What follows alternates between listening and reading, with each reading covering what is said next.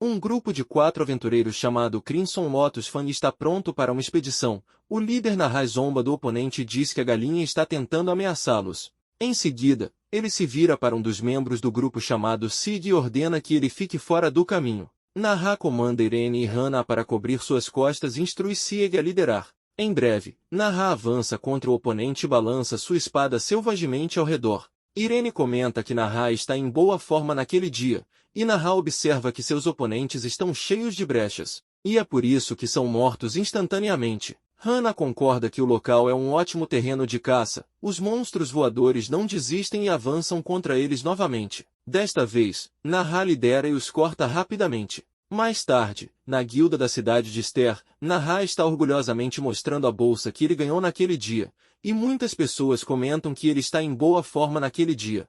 Narra se vangloria de que essas missões são como um passeio no parque para eles. Um dos aventureiros convida Irene e Hana para se juntarem ao seu grupo, mas as mulheres recusam categoricamente. Uma mulher se aproxima de Sieg e elogia seus esforços naquele dia, para o desprezo de Narra. Sieg diz a ela que não fez muita coisa. Naquele dia, algo acontece com Narra, e ele berra alto que Sieg está oficialmente demitido do grupo. Sieg pergunta calma e educadamente sobre o motivo, e Narra diz que não pode contar, pois é óbvio demais. Ele explica que o grupo Crimson Lotus é especializado em ataque, a esgrima de Narra, a magia de Hana e a arquearia de Irene. Nenhum monstro pode resistir a eles por mais de 10 minutos, exceto por Sieg. Ele ouviu dizer que Sieg é um guerreiro, mas só se defende e nunca ataca, mesmo quando é atacado. Narra observa que o grupo não precisa de um covarde e fala para Irene e Hana a dizerem algo. Irene concorda com Narra de que Sieg deveria atacar mais, acrescentando que ter poder é inútil se não for usado.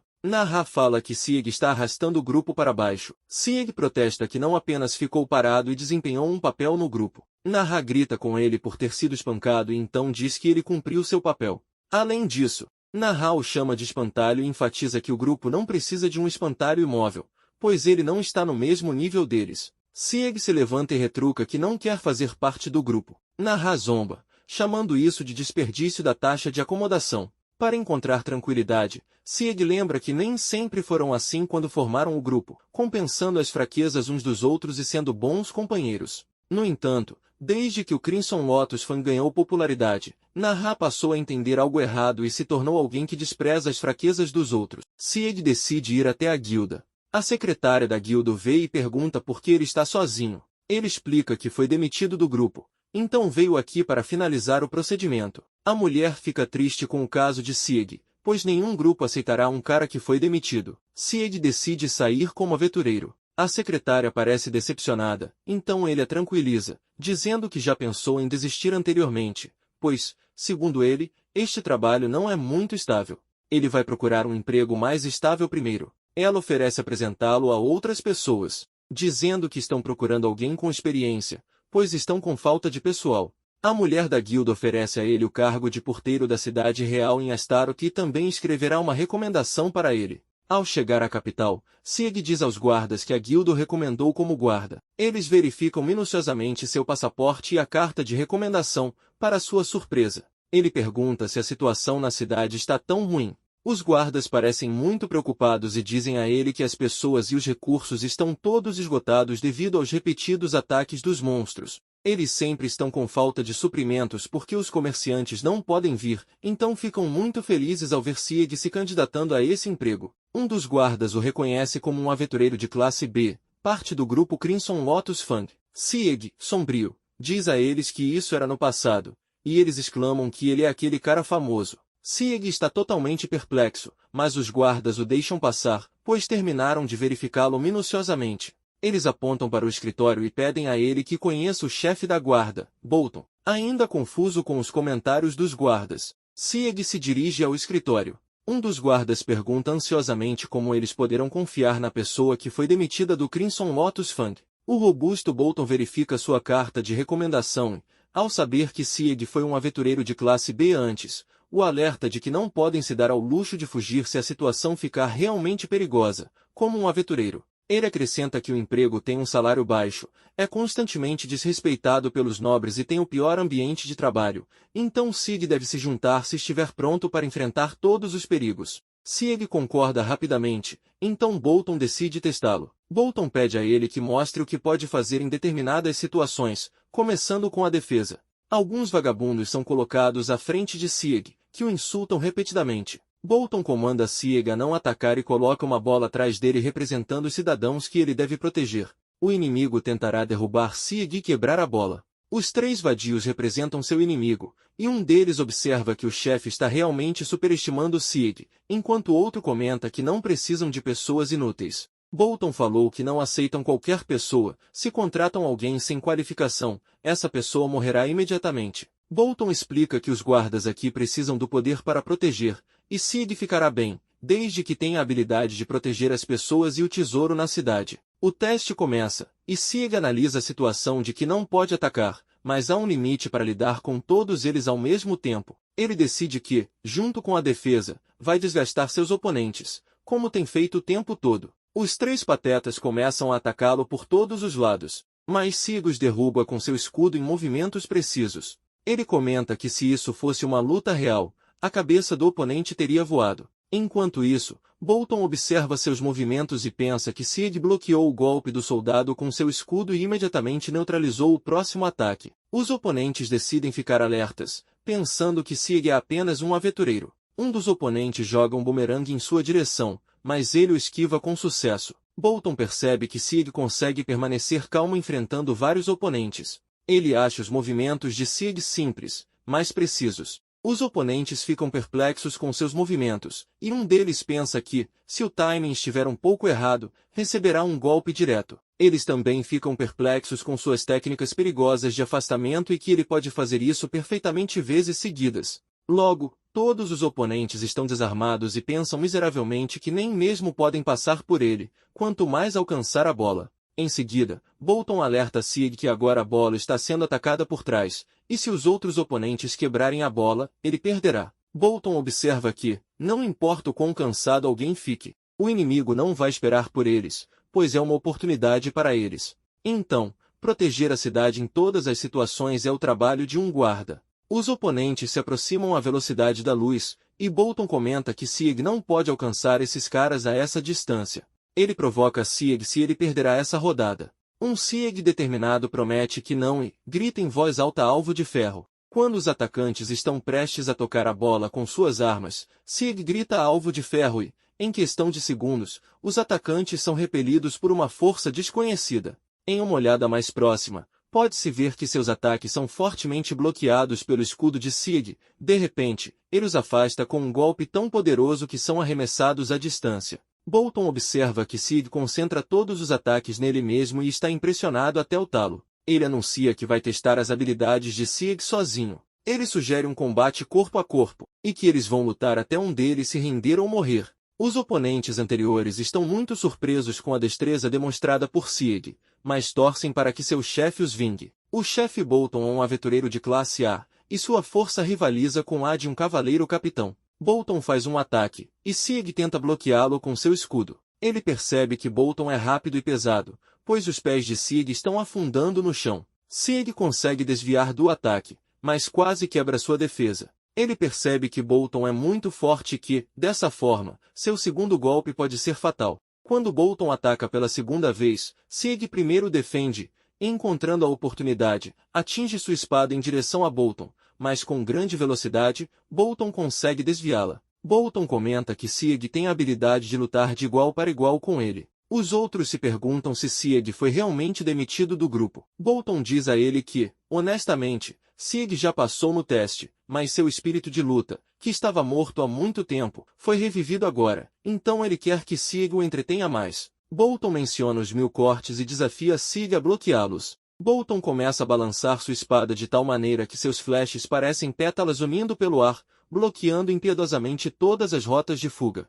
Um Sieg indefeso observa enquanto inúmeros cortes são lançados em sua direção, mas quando ele dá uma olhada na bola, ele é subitamente lembrado de sua responsabilidade com os outros. Horrorizado, ele não bloqueou realmente, mas levou todos os cortes sobre ele. Um Bolton atordoado permanece lá completamente assustado por ter matado Sieg. Até mesmo os patetas dizem a ele que ele exagerou. Mas para sua agradável surpresa, Sieg está de pé diante deles, são e salvo, mesmo depois de receber todos aqueles golpes. Bolton está impressionado até o talo, novamente, porque Sieg fez isso apenas para proteger a bola. Bolton comenta que subestimou Sieg e que ele passou no teste. Outros se perguntam quão avançados são os outros membros do Crimson Lotus Fang. Bolton chama Sieg de cara extraordinário, porque ele mesmo não teria conseguido sobreviver a esses golpes sem se machucar. Mais tarde, durante uma refeição, Bolton pergunta a Sieg como ele treinou tão duro. Ele responde que sempre teve confiança em sua defesa.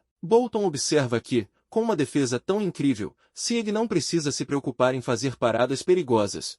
No entanto, para resistir a um ataque direto como aquele requer uma quantidade considerável de força mental. Foi então que Sieg percebe que todos aqui parecem exaustos. Bolton explica que, desde os demônios estúpidos até mesmo os humanos, a capital real tem sido atacada pelo orbe de luz. Ele acrescenta que o tempo todo, de todos os lugares, esta cidade está constantemente ferida. Sieg percebe que ouviu falar sobre o orbe de luz sendo o tesouro que desempenhou um papel importante em selar o rei demônio. Ele não sabia que estava nesta cidade, e a dama da guilda o recomendou para um trabalho tão extraordinário. Bolton está confiante de que, com Sieg aqui, as coisas podem mudar, pois sua defesa será um grande incentivo para o esquadrão deles. Bolton está realmente ansioso para trabalhar com Sieg. De repente, ele percebe uma figura palhaça sentada ao lado dele, e Bolton diz a ele que a coisa extravagante será o chefe de Sieg a partir de agora. O homem bizarro se apresenta como Landa e é responsável por ensinar Sieg sobre seu trabalho. Landa ainda está se perguntando sobre sua expulsão do Crimson Lotus Fang. Sieg responde que foi demitido porque disseram que ele carecia de poder de fogo. Landa fica muito surpreso e continua reclamando sobre o quão constrangedor é ser expulso de um grupo tão conhecido. Bolton se refere ao grupo como uma equipe estúpida. Ele explica que entendeu uma coisa após um duelo com Sieg. Ele age na linha de frente enquanto luta contra os monstros, para que outros membros da equipe possam lutar sem se preocupar com a defesa. Ele explica que Sieg apoiou seu grupo com sua habilidade de combate não convencional, suas habilidades defensivas excepcionais e durabilidade, e esses parecem ser os principais motivos. Ele sente que o Crimson Lotus Fang tomou uma decisão estúpida, então foi ótimo para Sieg deixá-los. Bolton pergunta a Sieg se ele ainda quer voltar para aquele grupo, já que eles podem estar esperando por sua volta. Sieg não consegue dar uma resposta satisfatória e triste, então Bolton volta ao presente, dizendo que Sieg já se tornou um dos guardas, então ele pode esquecer de se juntar ao seu grupo anterior. Enquanto isso, o grupo Crimson Lotus Fang está enfrentando monstros, e pode ser visto que Naha está entrando em pânico, pois não consegue adivinhar o tipo de monstros que estão testemunhando. Os monstros estão ficando poderosos de repente, e até mesmo seus ataques não estão funcionando, pois as criaturas parecem ser especialistas em regenerar partes decepadas. Hannah grita em voz desesperada que eles nem mesmo estão expondo suas fraquezas. E até Irene está muito preocupada porque está ficando sem flechas. Hannah tenta usar o feitiço Ripley Rosa, mas nem isso afasta as criaturas. Hannah, furiosa, questiona Naha se isso está acontecendo porque Sieg se foi. Ela lembra como Sieg costumava chamar a atenção dos monstros enquanto eles lutavam livremente. Irene diz hesitante que o viu defendendo, mas ele estava realmente protegendo todos eles. Hannah repreende Naha por tomar uma decisão estúpida, e Naha grita furiosamente que Sieg é apenas um grande inútil e nada além de um lixo. Ele insiste que todos eles são muito duráveis sem ele, sem perceber que seu rugido atrai os monstros para eles.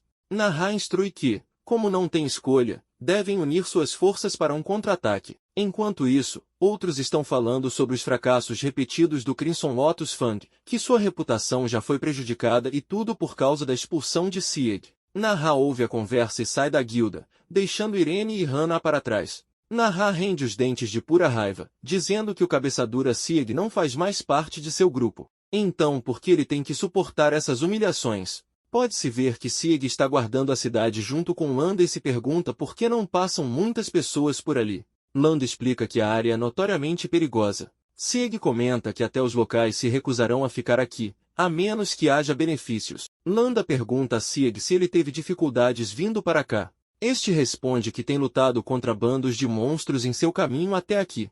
Landa estremece com a ideia de que Sieg veio para cá por conta própria e também a pé. De repente, uma carruagem é avistada a caminho deles. Landa mostra como verificar o documento de permissão e pergunta a Sieg se ele conseguiu um ao entrar na cidade. O próximo passo é examinar as mercadorias dentro da carruagem para garantir ainda mais a segurança. Landa verifica a carruagem e não encontra nada suspeito. Ele permite que a carruagem passe quando, de repente, Sieg sente algo estranho. Ele sussurra nos ouvidos de Landa que algo está errado. Landa grita que o documento apresentado a ele é real. Sieg raciocina que, mesmo que o documento seja real, as manchas de sangue nos barris e caixas foram cuidadosamente limpas. Sieg faz uma previsão horrível de que os mercadores podem ter sido mortos para manter a boca fechada. Quando isso se torna claro para os bandidos que a falsificação deles foi revelada, eles atacam Sieg. Landa pede a Sieg que aguente enquanto ele chama reforços. O bandido zomba de Sieg, dizendo que seu superior partiu,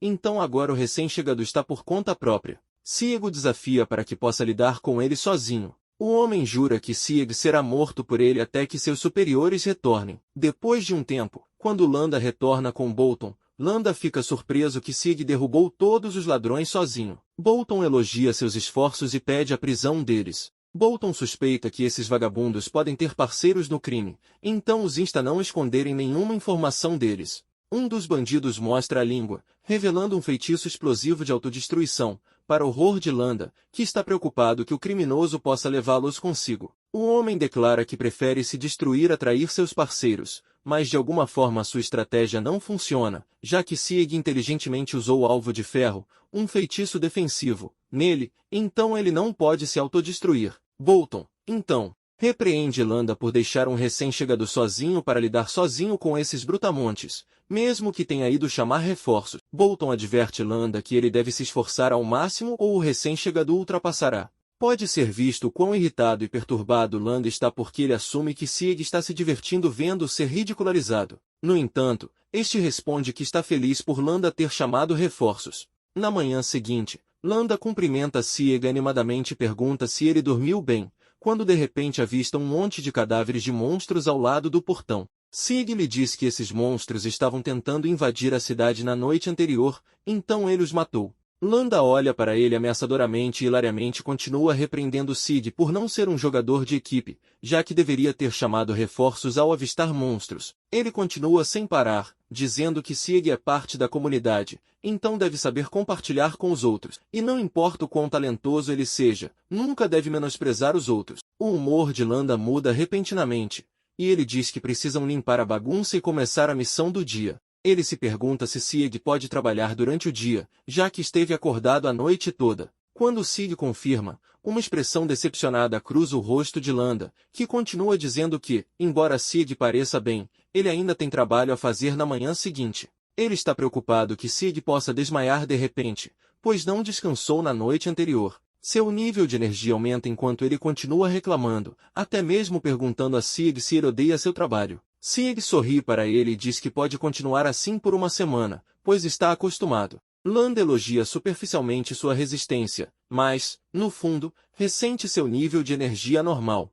Ele até o compara com um golem de ferro ou algo assim. Na bagunça, Sieg percebe que ninguém tem vontade de comer. Ele é informado de que os cavaleiros estão enfrentando uma tarefa difícil, e eles também estão de alguma forma afetados, pois a maioria dos alimentos é entregue aos superiores. Sieg percorre o quarto e observa que todos parecem desanimados e cansados. Sieg decide sair, pois toda aquela melancolia e exaustão estão o irritando. Enquanto Sieg aproveita o ambiente externo com crianças brincando ao seu redor, de repente uma voz o chama. Sieg se vira para encontrar uma bela garota tentando confirmar se ele é Sieg que veio vê-lo pelos rumores. Ela também confirma que ele derrotou o Capitão Bolton em um duelo 1 a 1, o que significa que ele é realmente poderoso. A garota se apresenta como Saria Tana, e informa que será sua companheira de equipe. Sieg tenta se controlar para não analisar muito a vestimenta imprópria de Saria e pergunta se ela está tomando sol para se vestir assim. Saria diz que esta é sua roupa oficial, pois permite que ela se mova livremente. Sieg ainda está preocupado com suas defesas, mas Saria diz a ele que pode suportar os danos dos inimigos. Quando uma criança próxima, que está brincando com um balão, a perde para o céu, uma ágil Saria dá um salto, pega o balão e a devolve à criança. No entanto, Sieg ainda está preocupado com a maneira como Saria se veste em público, mas ela parece muito confortável com seu traje. Ele pergunta por que ela se juntou às tropas de defesa, e Saria responde que suas maiores razões estão em ajudar os residentes. Ela acredita em proteger a cidade e as pessoas ao redor do mundo. Em seguida, ela pergunta a ele sobre Landa, orientando-o. Quando Sieg confirma, Ela diz a ele para ter cuidado, porque Landa não é amigável com os recém-chegados. Sieg se pergunta se Bolton sabe disso. Saria responde que o capitão não pensa muito bem em Landa, e isso explica sua hostilidade em relação aos recém-chegados. Sieg agradece a Saria e fica feliz por haver pessoas como ela no mundo.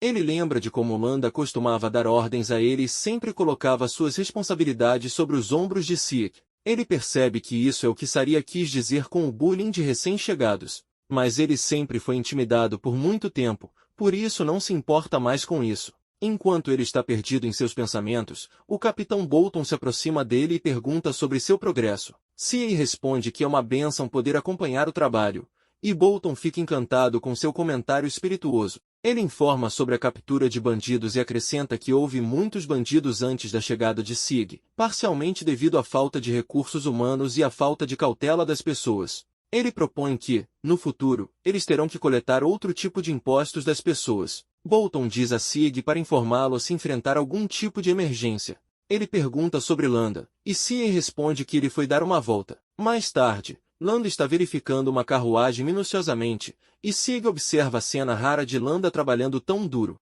Ele comenta que Landa faz seu trabalho muito rápido, e este responde que é porque ele é talentoso. Sieg aponta que os cavaleiros da carruagem não tinham a permissão. Ele também pergunta sobre a confirmação de outras cidades pelas quais passaram. Sieg sente uma sombra escura passando pelo rosto de Landa de frustração, e ele deixa escapar um protesto fraco, dizendo que eles vêm aqui várias vezes, então não deveria haver nenhum problema. Ele então decide assumir a responsabilidade por quaisquer consequências enfrentadas e diz a Sieg que um recém-chegado como ele não deve encontrar falhas em seus métodos. Enquanto isso, Sieg reflete surpreso que Landa nunca assumiu a responsabilidade por nada antes. Em breve, um Landa angustiado alerta Sieg para o turno da noite. Sieg adivinha que Landa não estará se juntando a ele novamente, como de costume. No entanto, Landa dá a desculpa perfeita de que não está realmente relaxando, mas é gracioso o suficiente para dar a Sieg a oportunidade de aprender bem o seu trabalho. Mais tarde, Landa pede a Sieg para verificar um beco escuro. Landa adiciona rapidamente que está tudo bem se ele estiver com muito medo para entrar. Sieg segue as instruções, mas é atacado por um punhal do nada. O pobre Sieg é pego desprevenido devido à escuridão ao seu redor e é esfaqueado nas costas. Ele se pergunta se são os bandidos mencionados anteriormente pelo capitão. De repente, ele percebe que foi apunhalado pelas costas por ninguém menos que Landa. Ele confronta Landa sobre suas verdadeiras intenções. E um traiçoeiro Landa dá um sorriso grotesco e declara que Sieg tem que morrer ali. Sieg questiona Landa sobre os bandidos poderem entrar na cidade por causa dele, e Landa afirma com um sorriso ameaçador. Ele adiciona que são os bandidos causando tumulto na cidade, e é isso que ele realmente é. Ele confessa sem vergonha que é ele quem deixa os bandidos entrarem, em troca de uma parte dos bens roubados. Landa explica que os habitantes da cidade só reclamam quando são roubados e depois vagueiam novamente pela área vulnerável, então isso se torna muito conveniente para ele. Landa chama Sieg de incômodo e lembra a ele que não desistiu das missões desafiadoras que lhe foram atribuídas e ainda relatou ao capitão. Sieg percebe que assim Landa desmoraliza seus recém-chegados. Quando Sieg se endireita e começa a se mover, Landa fica totalmente surpreso porque, segundo ele, Sieg recebeu um golpe claro nas costas. Sieg olha para Landa com claro desprezo e diz que uma pessoa dependente e má como Landa não pode fazer nada útil. Ele acrescenta que suportou Landa por causa de seu status como superior, mas agora que sabe que ele é um renegado, é uma história diferente. O rosto de Landa se distorce em desdém. Sieg jura proteger a cidade e derrotar Landa. Sieg adverte todos os bandidos a se prepararem, pois ele não mostrará misericórdia a eles. Landa zomba dele, chamando de muito arrogante para alguém expulso de um grupo, e decide matar o novato atrevido para calar a boca dele. Ele então convoca seus cúmplices para matar Sieg. No fundo de sua mente, Landa está confiante de que os bandidos são especialistas em combate noturno, então definitivamente derrotarão Sieg de uma vez por todas. Um bandido avança em direção a Sieg, mas este corta suas pernas. Logo depois, outro bandido tenta acertá-lo com um porrete por trás, mas Sieg consegue derrubá-lo rapidamente. Um dos bandidos entra em pânico e diz que Landa os enganou, colocando-os contra um lutador poderoso chamado de Novato. Esse bandido começa a correr, mas Sieg o captura e o mata também. Os bandidos restantes fogem ao verem o destino de seus comparsas, e é então que Sig se volta para Landa e diz que ele não deveria ter confiado neles e o matará com as próprias mãos. Landa cai de joelhos e começa a chorar alto, dizendo que foi ameaçado por esses bandidos. Ele fabrica uma história falsa de que enganar Sig para vir aqui e atacá-lo era o plano dos bandidos, e ele é apenas uma vítima. Ele continua implorando perdão a Sig e pergunta se há algo que ele possa fazer por ele. Ele fará com certeza. Sig pede a Landa que se entregue e admita todos os seus crimes. Isso irrita tanto Landa que ele saca prontamente sua espada para acabar com Sig.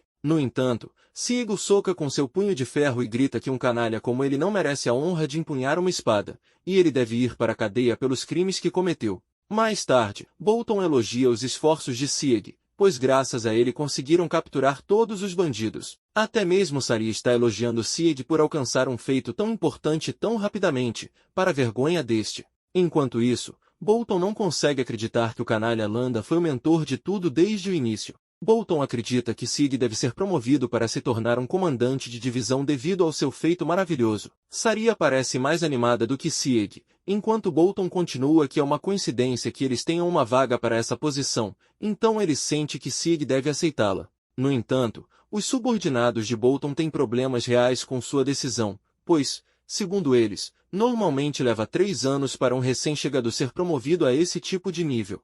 Um deles também tem problemas com Saria estar aqui. No entanto, Bolton não presta atenção às suas queixas e confia Sig o comando da 5ª Divisão. Quando os subordinados ouvem sobre a 5ª Divisão, todos começam a simpatizar superficialmente, mas, no fundo, todos estão satisfeitos porque sabem que ele não será capaz de durar muito tempo. Sig suspeita que algo não está certo com a 5ª Divisão, e pode-se ver um olhar aterrorizado no rosto de Saria também. Ela o incentiva, dizendo que ele será o comandante de divisão deles a partir de agora. Sig pergunta a ela sobre os outros membros e depois supõe que eles podem estar tirando folgas ou talvez fazendo corpo mole. Saria diz que esses membros são teimosos. Apesar de serem tropas de defesa de alto nível, eles são sem dúvida muito poderosos, mas ao mesmo tempo muito preguiçosos. Bolton tem total confiança em Sig, que, não importa o quão teimosas sejam as tropas, se fossem Sig, as coisas definitivamente mudariam e ele pode contar com ele. Sig pondera que esta será uma missão difícil,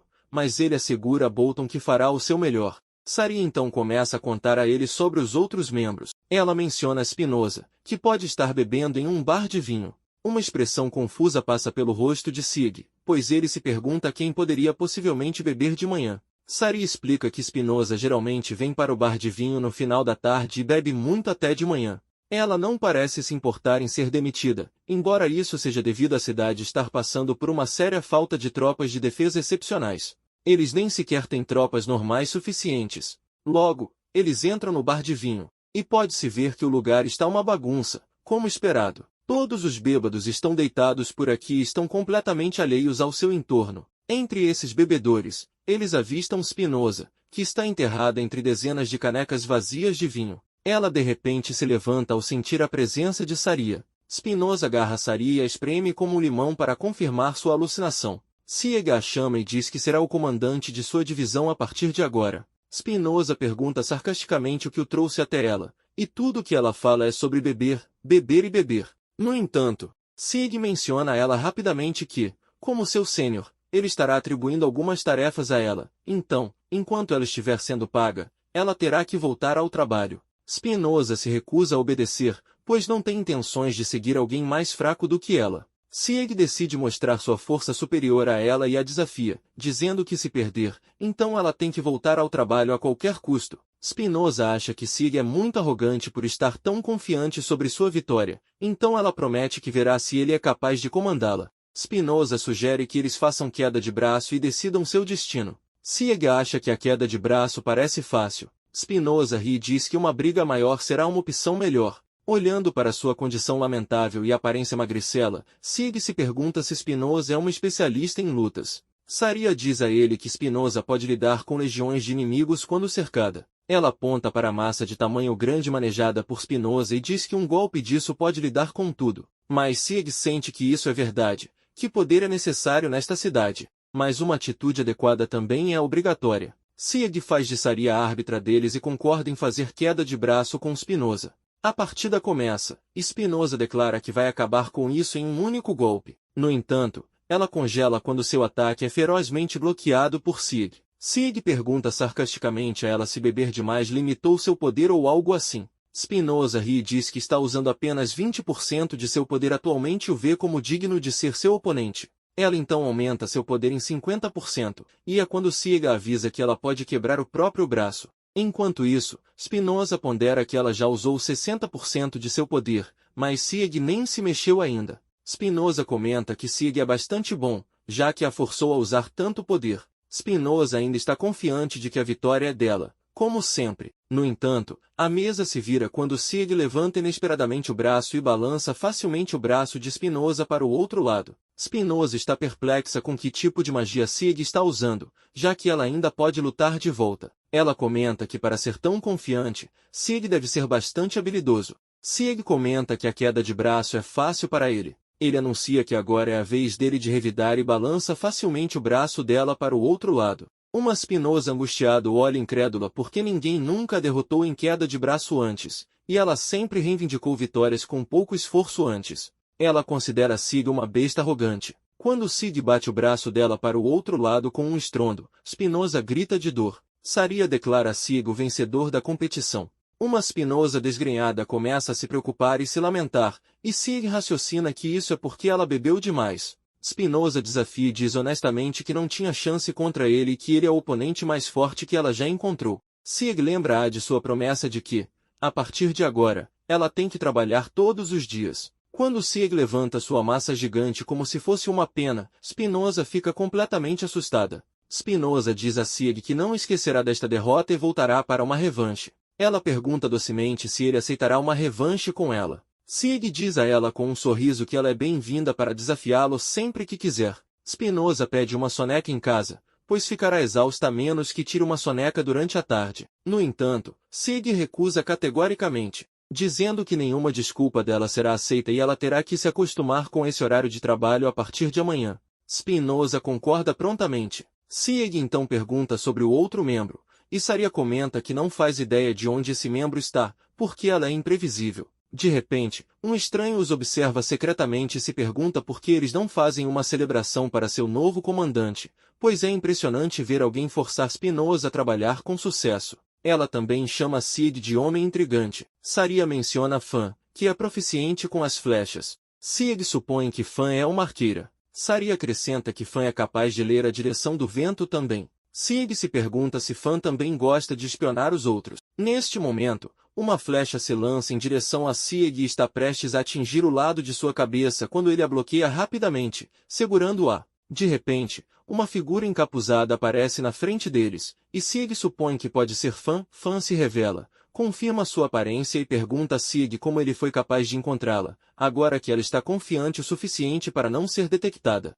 Sig revela que graças a isso ele soube onde ela estava se escondendo, e, para ser honesto, ela fez um trabalho maravilhoso. Fan fica profundamente confusa quando Sig aponta para um gato preto e branco. Fan comenta que achava que tinha pedido para o gato ficar em silêncio. Sig observa que o pobre bichinho tentou o seu melhor para permanecer em silêncio até perder o fôlego. Então, Fan acabou falhando. Fan diz a ele que, embora tenha ouvido falar de seu teste de recrutamento, não conseguia acreditar que um novato como ele seria promovido a comandante de divisão. Sig pergunta se ela começará a trabalhar no dia seguinte. Fan diz que será impossível para ela, pois não pode se dar ao luxo de desperdiçar seu precioso tempo e vida com um humano tedioso. Fan pergunta a Sig o que ela receberá em troca por dedicar seu tempo a ele. Há uma pausa curta do lado de Sig, então parece a Fan que ele ainda não encontrou uma resposta. Assim, ela decide esperar até que ele finalmente descubra e ficará observando das sombras. Com isso, Fan desaparece.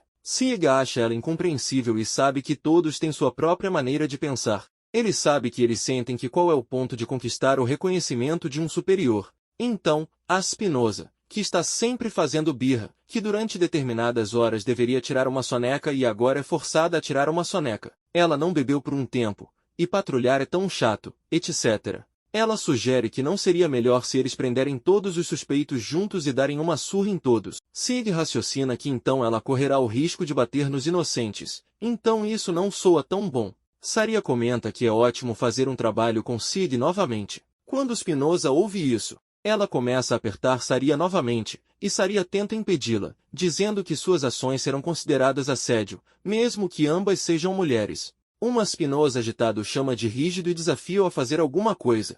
Imediatamente, Sieg chama alvo de ferro.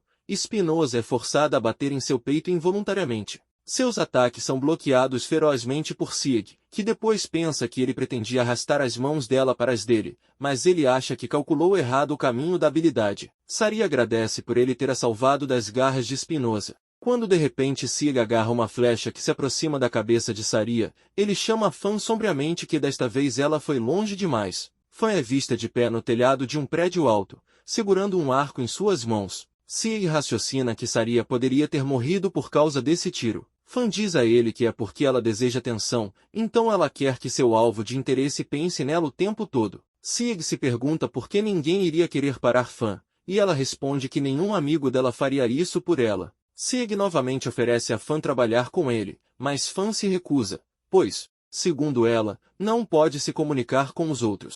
Sieg exausto acha que a conversa não está indo a lugar nenhum. Ele se pergunta se Fan é boa em outros trabalhos além de atirar flechas nos aliados. Fan se despede e desaparece. Saria comenta que as coisas escalaram rapidamente. Spinoza sugere que uma luta cara a cara resolverá a questão de uma maneira melhor. Sieg espera que Fan pare de causar acidentes, como atirar flechas nos aliados, e também brinca com eles sempre que estão trabalhando, atirando flechas para evitar que fiquem distraídos. Sieg pode imaginar bloquear flechas em situações em que estão tendo uma refeição ou lutando em uma batalha. Logo, cai a noite, e uma Spinoza animada soca o ar, pois é hora dela beber vinho. Saria pergunta a Sieg se ele tem trabalhado muito, então ela espera que tudo esteja bem com ele. Sieg aconselha Spinoza a não beber muito, pois ele a verificará no dia seguinte. Após se despedir de Saria, ele volta para o seu lugar para descansar. Enquanto está cochilando, Sieg não tem consciência de que está sendo observado intensamente por Fan. Fan está totalmente surpresa por ele ter bloqueado com sucesso todas as suas flechas. No entanto, parece que Sieg está completamente alerta mesmo em seu sono e está totalmente ciente de Fan se intrometendo em seu quarto. Como esperado, ele a chama e diz o quão paciente e persistente ela é. Não só ela é furtiva e cautelosa, mas também muito precisa ao disparar flechas. Fan pergunta a Sieg que, a partir de suas observações, ela tem certeza de que ele não precisava ter se incomodado em bloquear suas flechas, dado sua resistência incrível. As flechas não teriam causado um arranhão em sua resistência dura, mas ele mesmo assim bloqueou todas elas. Sieg responde calmamente que fez isso por causa do orgulho dela, já que Fan disse anteriormente que aquelas flechas eram apenas para se divertir. Ele supõe que é apenas seu instinto, e ele pensa que perderia a oportunidade para uma partida se ignorasse todas as suas flechas. Uma expressão chocada aparece no rosto de Fan, e então ela diz que receberá algo inestimável em troca de dedicar seu tempo. Ela então agradece a Sieg por ser um homem tão interessante, mas ela planeja mexer com ele até que o tenha entendido completamente.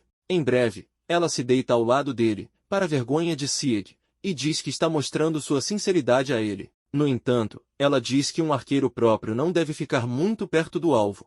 Sieg desconcertado sente que Fan se aproximou dele. Fan raciocina que ela não é muito boa em estimar distâncias, mas tentará manter a distância adequada. Sieg pergunta se ela está ansiosa para trabalhar juntos, e finalmente, Fan concorda. Sieg fica feliz por todos os membros da 5ª Divisão finalmente terem se reunido. Enquanto isso, Fan sente o calor de Sieg, antes que alguém possa perceber, ambos cochilam. Na manhã seguinte, todos estão surpresos ao ver os membros da 5ª Divisão reunidos. As pessoas estão assustadas porque é a primeira vez que estão testemunhando a cena, pois nunca antes obedeceram às ordens do outro. Todos se perguntam como Sieg conseguiu tal milagre. Enquanto isso, uma Spinoza embriagada está de ressaca, então ela pede alguém para trazer água. Sieg observa que ela está bêbada há 2 dias. E Spinoza inocentemente diz que não pretendia beber tanto antes de perceber que já era de manhã. Sieg lembra a ela que a havia alertado antes, então ela promete ser mais cuidadosa da próxima vez.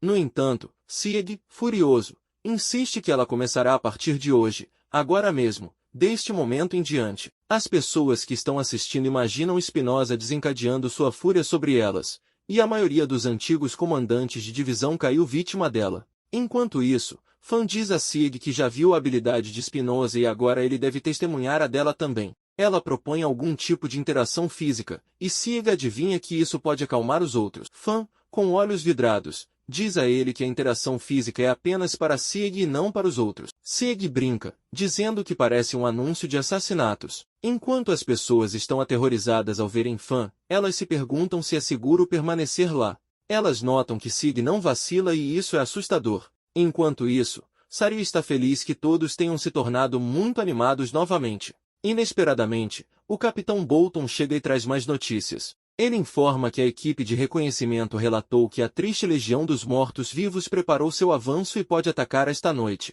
Todas as divisões começam a entrar em pânico. Um dos guardas exclama que tiveram que recuar da última vez para reunir suas forças, mas isso ainda estava longe de ser suficiente. Outros entram em pânico, acreditando que desta vez estão realmente perdidos. O Capitão Bolton explica a um Sieg perplexo que a Legião dos Mortos-Vivos está atrás da esfera de luz e que eles a encontraram um ano atrás. Por mais que tentassem se defender, as perdas eram insuperáveis, as tropas caídas tornaram-se parte dos soldados mortos-vivos. Sieg pondera que o avanço dos inimigos não parece fácil de lidar. Alguém sugere que os cavaleiros fornecerão alguma assistência. Bolton refuta e diz que esses cavaleiros têm a tarefa de proteger as famílias reais e nobres, então não tem escolha senão construir um muro para deter os monstros. Os guardas gritam e temem que não sejam invencíveis. Bolton observa que a tarefa mais perigosa é guardar o portão da frente. Os outros guardas começam a gritar com medo de que não conseguirão. No entanto, os membros da 5ª Divisão,